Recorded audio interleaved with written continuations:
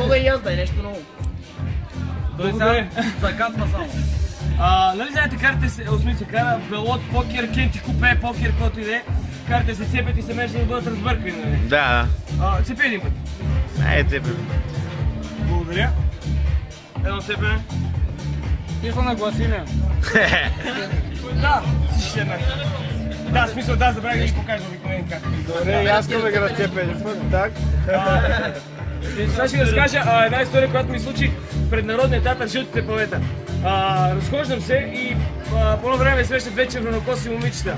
Говорим си за не знам, около една, две, три минутки, идват техните две приятелки брюнетки и ми питат, абе ти как се казваш, бе? И аз викам как се казвам. Данчо се казва. И те ме разправят на Попската улица номер 673, номер има нов поп. Аз викам, ай стига, бе.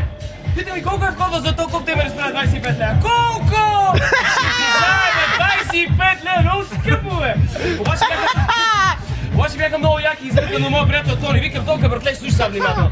На Попската улица, номер 730, и те викат, не, грешно си разбрал, братле. На Попската 673, викам, Тони, ай стига! Попската 673 има нов клуб да ги знае.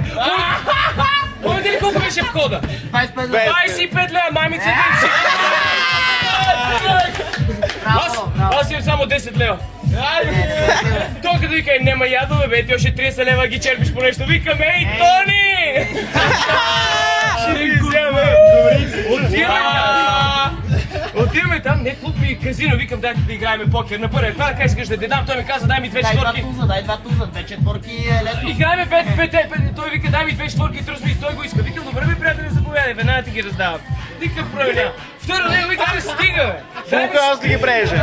Второ него вика, второ вика, не стига, бе, дай ми четворка с 4-9. Не, сега е карели. Спокойно, бе.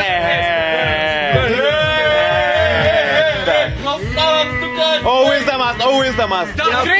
Да, третия вика, братле, all-in. Даваш осмица с 4, туза взимам парите и си тръгвам.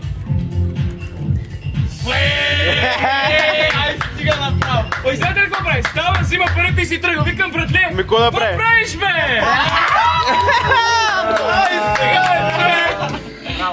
Той знаете ли какво вика? Вика ми, ей, Данчо, няма как да биеш на ръка. Викам, братле, аз раздавам, аз бия. Айде, брат!